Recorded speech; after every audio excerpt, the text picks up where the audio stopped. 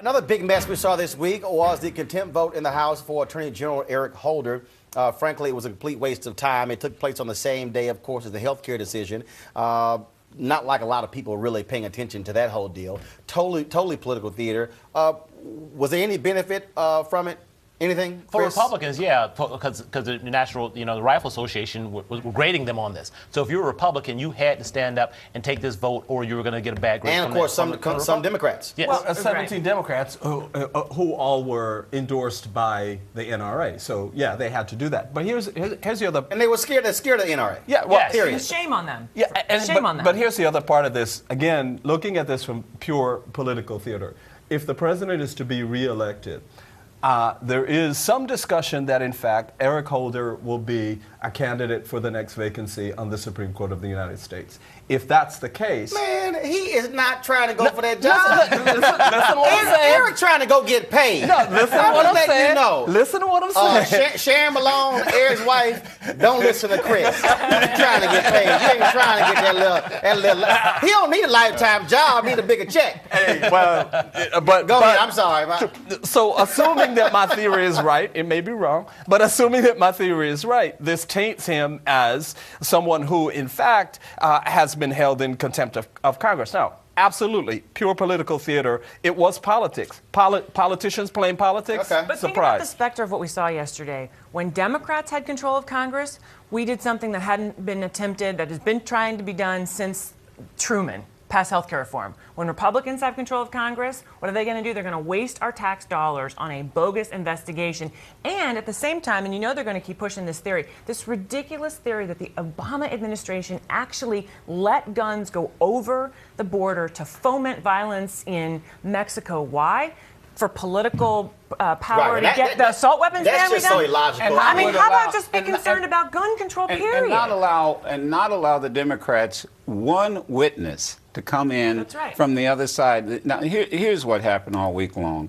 One, Eric Holder is not going to prosecute himself. The Justice Department, even though they are independent, they're not going to prosecute him. And Congress is not going to handcuff him and have marshals sent to get him and put him in jail under the jail under the Capitol.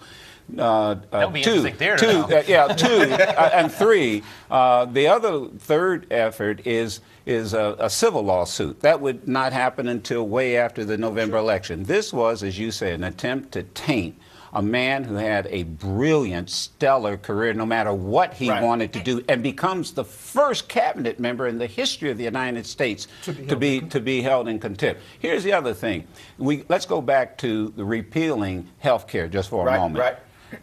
Excuse me.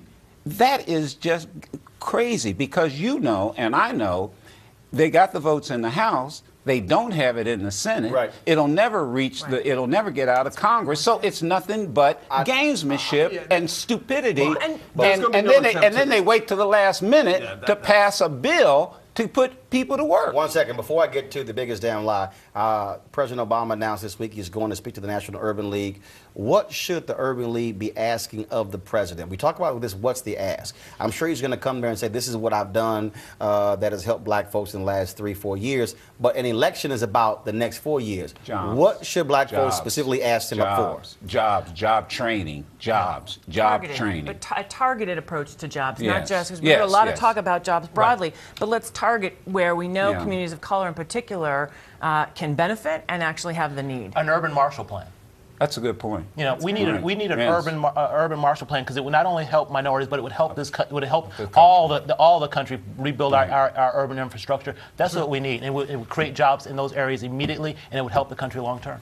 Yeah, Chris? No, absolutely. The jobs in the economy. That's it. I mean, the urban Marshall Plan makes a whole lot of sense. I also believe that, first of all, African Americans have done extremely well in terms of those minority firms using those TARP dollars in terms of investment. That needs to be absolutely expanded. Black folks did their part. They did a cutout for them. But they did better than the other firms, and I'm saying you should say fine. If you did better, fine, step it up. But again, I don't want to hear the president talk about just what we have done, and then also broadly. I want to hear a specific speech directed to a black audience that deals with the economic issues, because here's the deal. When he went and spoke to the Latino elected officials, that was a specific speech. When he speaks to Human Rights Watch, that's a specific speech. I'm saying, not broadly, let's go specific. Do at the Urban League what you did this week for health care. That was 1, 2, 3, 4, and here's what we're going to get, here's what we need to do, and I think he'll be okay. Well, I think you're hearing that from all sectors that he needs to talk about sort of what he's done for the future. But look, let's be clear.